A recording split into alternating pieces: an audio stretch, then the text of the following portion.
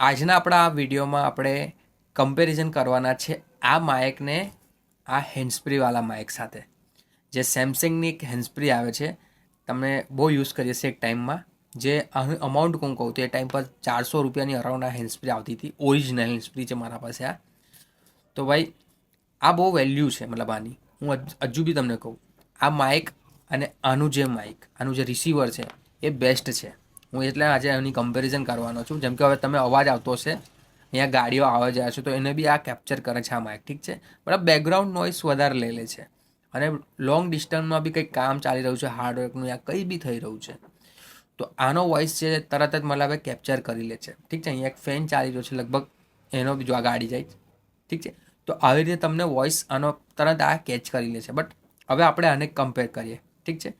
અને સૌથી પહેલાં આનો હું તમને વોઇસ ના કરું, તમને ડિટેલ આપું. જેમ કે હું અહીંયા કંઈક કરું છું, ઠીક છે.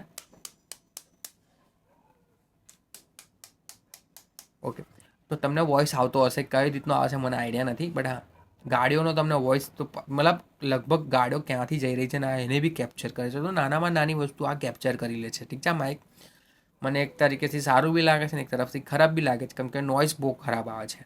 અને પછી એને રિમૂવ કરવા જાઉં છું તો એટલો રિમૂવ નહીં થતો.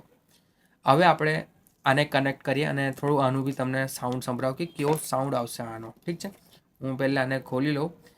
મને તો યાર બેસ્ટ લાગ્યું. મતલબ અગર માઇક નથી કોઈના પાસે, અગર આ રીતની એક હેન્ડસ્પ્રી પડી છે, તો યાર તમે એને યુઝમાં લઈ શકો છો.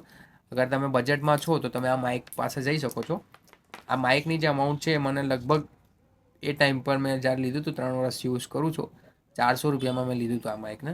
બટ અત્યારે આનો પ્રાઇસ મેં ઓનલાઈન જોયું 900 રૂપિયા છે. મતલબ ગોલ્ડ કરતાં તો આનો પ્રાઇસ વધી ગયો એવું લાગે છે અત્યારે મને. બટ કંઈ નહીં, હું વાયર આને ઓપન કરી લીધા. તમે જો કનેક્ટ કરું તો મારી સામે જેનાથી ખ્યાલ આવે.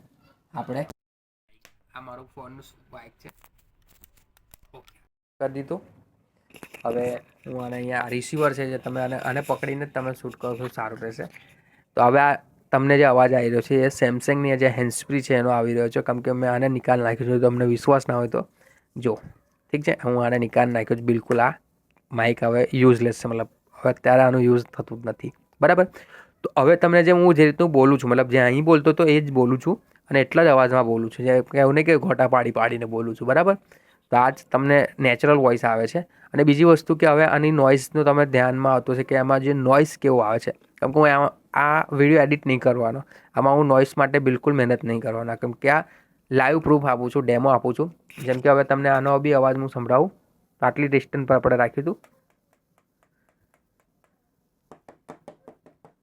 આ તમને અવાજ આવતો હશે, બટ નોઇઝમાં અહીંયા પંખો ચાલી રહ્યો છે તો એનો અવાજ તમને નહીં ફીલ થાય. કેમ કે આ એટલું દૂરની વસ્તુને કનેક્ટ નથી કરતું. કેમ કે આજુબાજુમાં કંઈક એક્ટિવિટી થતી હશે તો આ એને કનેક્ટ કરશે. બાકી ઓવરઓલ દૂરમાં કંઈક થતું હશે તો એને કનેક્ટ નહીં કરે. કેમ કે આમાં એક રિસીવર આપ્યું છે જેની લિસ્ટન એટલી મોટી નથી ને એટલી દૂર સુધી નહીં હતી.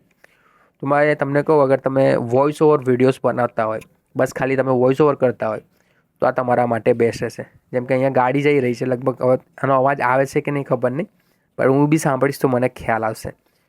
તો બસ આજના આપણા આ વિડીયોમાં આટલું જ હતું. હવે હું આપણું જે જૂનું માઇક છે એને કનેક્ટ કરું, ઠીક છે. તો તમને અંતર ખ્યાલ આવે. અહીંયા લગાવું છું આને, ઓકે. તો હવે આપણે આવી ગયા છે આપણા બોયાના માઇક પર, જે ઓલરેડી મેં યુઝ કરું છું 3 વર્ષથી. હવે તમને આ વિડીયો કેવો લાગ્યો? તમને અગર આ વસ્તુ હેલ્પફુલ લાગી હોય તો એક લાઇક કરજો, ચેનલને સબસ્ક્રાઈબ કરજો અને આવી રીતે ગુજરાતી વિડીયો જોવા માટે બેલ આઇકનને પ્રેસ કરજો, જેનાથી હું જ્યારે બી કોઈ ટેક વિડીયો લાવું તો તમને એની ઇન્ફોર્મેશન પહેલે મળે. Thank you so much.